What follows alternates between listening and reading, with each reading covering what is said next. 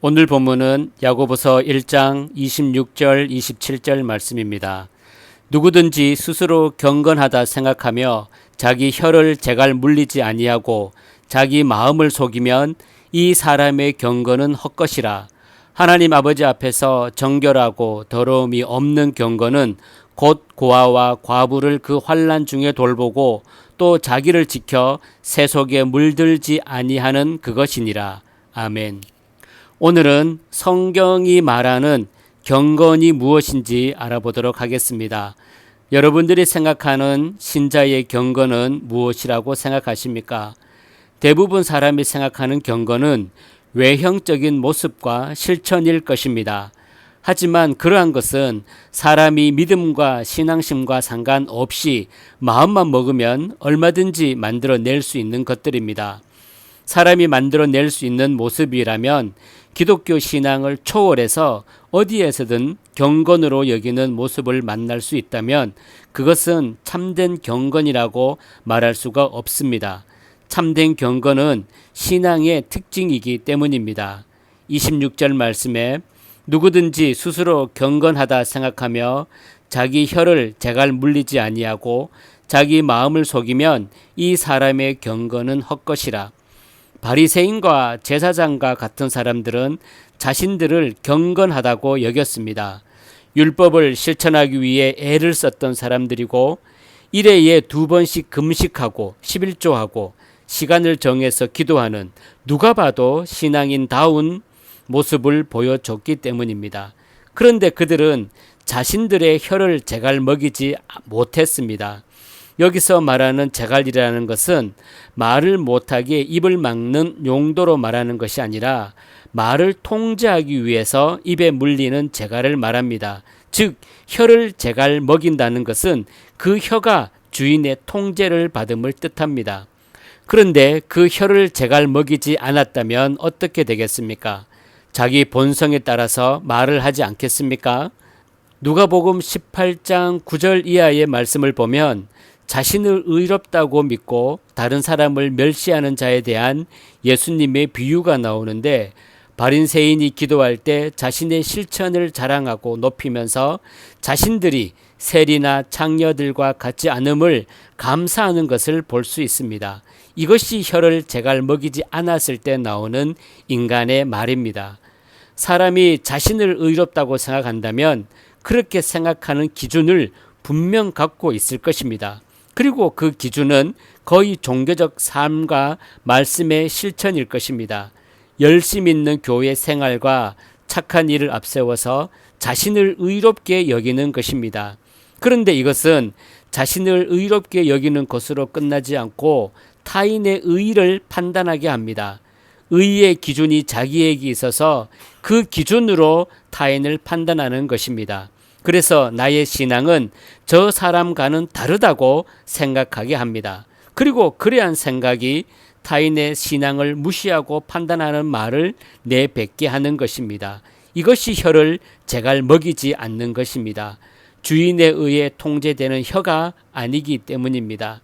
아무리 자신을 경건하다고 여겨도 그 혀가 제갈 먹이지 않는 상태의 사람이라면 모두 헛된 경건일 수밖에 없다는 것입니다. 경건은 외형적 실천과는 전혀 상관없는 것이기 때문입니다. 경건을 특별한 행동과 실천으로 생각하지 마십시오. 경건은 외형적인 것으로 증거되는 것이 아니기 때문입니다. 그럼 성경이 말하는 경건은 무엇일까요? 27절을 보시면 하나님 아버지 앞에서 정결하고 더러움이 없는 경건은 곧 고아와 과부를 그 환난 중에 돌보고 또 자기를 지켜 세속에 물들지 아니하는 것이니라 라고 말합니다. 이 말대로 하면 고아와 과부를 돌아보고 도와주는 그것이 참된 경건이라는 것입니까? 결국 구제하는 것이 경건이라는 것일까요? 당시에는 농경 사회이기 때문에 땅이 있어야 살 수가 있습니다. 그런데 고아와 과부는 땅이 없는 자들입니다. 그러므로 도움을 받지 않으면 살 수 없는 사람들이었습니다.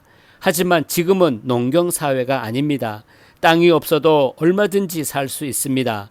과부라고 해도 돈 많은 사람이 얼마든지 있고, 고아라고 해도 부모로부터 유산을 받아서 어려움 없이 생활할 수도 있습니다. 그래서 27절의 내용은 단순히 고아, 과부와 같은 사람을 도와주는 것이 경건이라는 뜻이 아닙니다. 신명기 16장 9절부터 보면 절기에 대한 규례를 말씀하시면서 성 중에 거하는 노비, 레위인, 나그네, 고아, 과부와 함께 즐거워하라고 합니다.